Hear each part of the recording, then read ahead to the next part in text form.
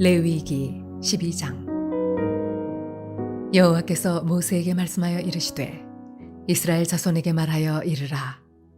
여인이 임신하여 남자를 낳으면 그는 이레 동안 부정하리니 곧 월경할 때와 같이 부정할 것이며 여덟째 날에는 그 아이의 포피를 벨 것이요 그 여인은 아직도 33일을 지내야 사녀리 깨끗하리니 정결하게 되는 기한이 차기 전에는 성물을 만지지도 말며 성소에 들어가지도 말 것이며 여자를 낳으면 그는 2일 동안 부정하리니 월경할 때와 같을 것이며 사녀리 깨끗하게 되면 66일을 지내야 하리라.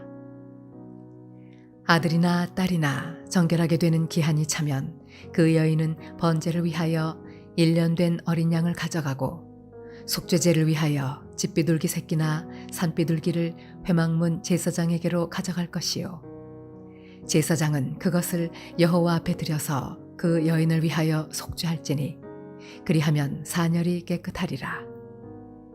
이는 아들이나 딸을 생산한 여인에게 대한 규례니라.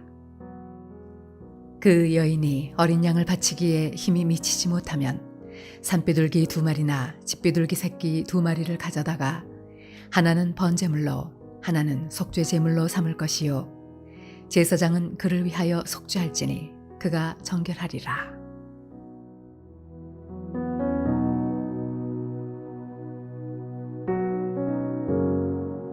할렐루야. 오늘 하루도 하나님의 은혜 가운데 믿음으로 승리하는 하루의 삶이 되시기를 소원합니다. 하나님께서는 아담과 하와를 창조하실 때에도 노아에게도 아브라함에게도 야곱에게도 생육하고 번성하라 말씀하셨고 시편 127편 3절의 말씀에서도 보라 자식들은 여호와의 기업이요 태의 열매는 그의 상급이로다 라고 말씀하셨습니다. 즉 자녀를 출산하는 것은 하나님의 큰 축복 중에 하나라는 의미입니다. 그런데 오늘 우리가 읽은 이 레위기 12장의 말씀을 보면 의아한 부분이 있을 것입니다. 바로 여자가 자녀를 낳으면 부정할 것이다 라고 말씀하고 있는 부분이 그 부분입니다. 심지어는 남자아이를 낳을 경우에는 40일을, 여자아이를 낳을 경우에는 80일을 부정하게 보내야 한다라고 말씀을 하고 있습니다. 출산을 하는 것 자체가 부정하기 때문에 하나님께서 이렇게 말씀하시는 것일까요?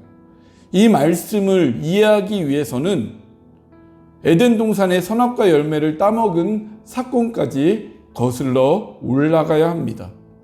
분명 하나님의 말씀에 동산 중앙에 있는 선과 악을 알게 하는 나무의 열매는 먹지 말라. 그것을 먹는 날에는 정령 죽으리라 라고 말씀하셨습니다. 이러한 하나님의 말씀에도 불구하고 뱀이 유혹하였을 때 그 유혹으로 인하여 하와가 먼저 그 선악과 열매를 따먹고 그것을 남편인 아담에게까지 줌으로 인하여 하나님의 말씀을 불순종하는 죄로 말미암아 하나님의 낯을 피하게 되고 그 결과 하나님의 심판이 선포되게 된 것입니다. 타락으로 인한 하나님의 심판의 결과는 하와에게는 출산의 고통으로 아담에게는 노동의 고통으로 그 대가를 치러야 했습니다. 아이를 갖고 출산하여 생육하고 번성하는 것이 하나님의 뜻이며 하나님의 축복입니다. 하지만 고통 가운데 아이를 낳을 때 피도 같이 쏟아내게 되는데 이것이 하와의 죄의 결과로 인한 대가인 것입니다. 출산하는 여인 자체가 탄생한 아이가 부정한 것이 아니라 출산하면서 고통과 더불어 같이 쏟아낸 피가 죄의 결과이며 대가이기 때문에 하나님은 그것을 부정한 것으로 보신 것입니다. 그런데 여기서 드는 또 한 가지 의문점이 있을 것입니다. 왜 남자아이와 여자아이를 출산할 때 부정한 기간이 2배의 차이가 나는 것일까 하는 것입니다. 그것은 죄에 대한 책임의 경중 때문입니다. 인간의 타락의 결과 하나님은 가장 먼저 뱀에게, 그 다음에 여자에게, 그 다음에 남자에게 저주를 선포하셨습니다. 하나님 앞에 지은 죄는 다 같은 죄입니다. 그것에 대한 대가는 다 동일하게 치러지게, 죽음이라고 하는 이런 결과로 치러지게 되지만 하나님은 그 죄의 책임을 물어 순서대로 저주를 선포하셨다라는 것입니다.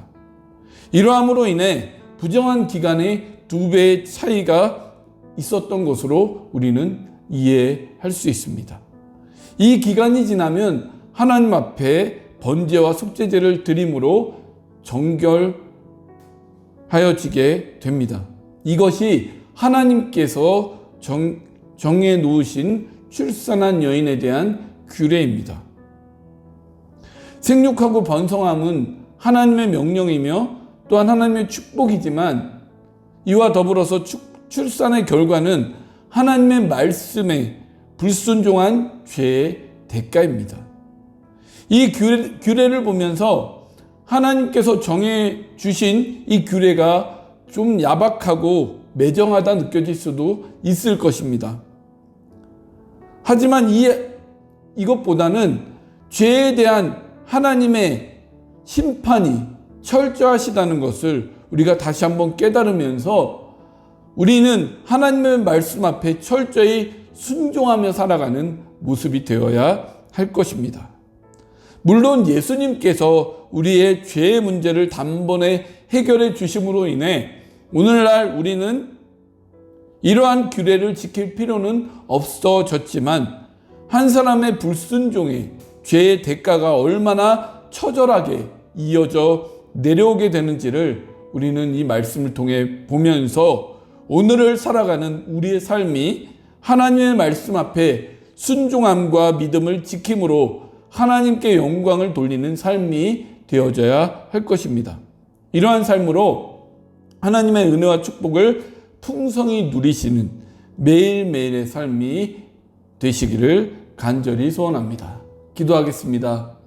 하나님, 하루하루 살아가는 이러한 삶들 속에 우리가 하나님의 뜻과 그 명령에 얼마나 순종하며 살아가는지를 우리가 돌이켜보며 살아가는 우리 인생이 되게 하여 주옵시고, 하나님의 말씀 앞에, 하나님의 명령 앞에, 하나님의 뜻 앞에 철저히 순종하며 하나님께 영광 돌리는 우리의 인생의 삶이 되어질 수 있도록 인도하여 주옵소서. 그리하여서 하나님께서 주시는 축복과 은혜를 풍성히 누리며 살아가는 우리의 인생의 삶이 될 수 있도록 인도하여 주옵소서. 하나님의 귀한 은혜 감사드리며 사랑이 많으신 예수님의 이름으로 기도하옵나이다. 아멘.